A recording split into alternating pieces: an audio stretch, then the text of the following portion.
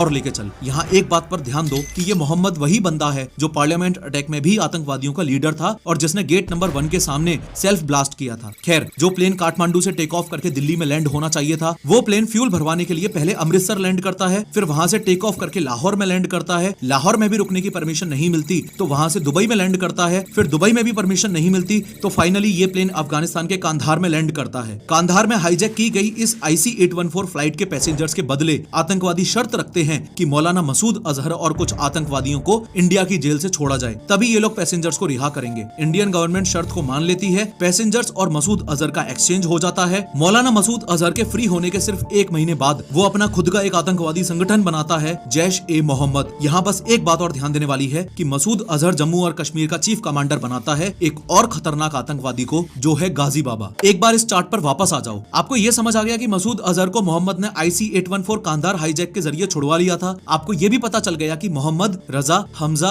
राणा और हैदर वो लोग हैं जिन्होंने पार्लियामेंट पर हमला किया था। और अब आपको ये भी पता है कि गाजी बाबा को मसूद अजहर ने जम्मू एंड कश्मीर में जैश-ए-मोहम्मद का कमांडर बना दिया था। अब बस ये समझना बाकी है कि तारिक, अफजल गुरु, SAR गिलानी, शौकत और अफसान गुरु ने क्या क्या रोल निभाया। शुरुआत अफजल गुरु और तारिक से करते हैं। देखो, जून 1969 में पार्लियामेंट हमले के मास्टरमाइंड अफजल गुरु का जन्म जम्मू एंड कश्मीर के बारामुल्ला डिस्ट्रिक्ट के सोपोर गांव में हुआ था। 20 साल की उम्र में ही अफजल गुरु LOC बॉर्डर पार करके POK के मुजफ्फराबाद में आतंकवादी बनने की ट्रेनिंग लेने चला गया। 2.5-3 महीने की ट्रेनिंग के बाद अफजल गुरु और उसके बहुत सारे साथी LOC क्रॉस करके वापस अपने घर इंडिया में आ गए। इंडियन आर्मी को खबर लग जाती है कि JNK के कुछ नौजवान POK में आतंकवादी ट्रेनिंग लेकर वापस इंडिया में घुस गए हैं। ये खबर मिलते ही इंडियन आर्मी एक-एक को पकड़ना शुरू कर देती है। अफजल गुरु और उसके घर वाले डर जाते हैं क्योंकि ये अफजल भी POK से ट्रेनिंग लेकर ही आया था। तो अफजल गुरु को उसके घर वाले बोलते हैं कि तू बारामुल्ला डिस्ट्रिक्ट छोड़ दे वरना पकड़ा जाएगा और चुपके से दिल्ली भाग जा। उस समय दिल्ली के मुखर्जी नगर में अफजल गुरु का कजन रहता था, शौकत हुसैन गुरु। अफजल गुरु अपने उस कजन के पास दिल्ली भाग जाता है और कुछ साल वहाँ रहता है। ये वही ड्यूरेशन था जब अफजल गुरु ने दिल्ली यूनिवर्सिटी में अपनी ग्रेजुएशन पूरी की। अफजल गुरु और शौकत हुसैन गुरु की जान पहचान एक और शख्स से होती है जो उसी यूनिवर्सिटी यानी दिल्ली यूनिवर्सिटी में अरेबिक का प्रोफेसर था और जो इन्हीं दोनों के डिस्ट्रिक्ट से यानी कि बारामुल्ला से बिलोंग करता था। दोस्ती गहरी होने के बाद ये तीनों रिपोर्टेडली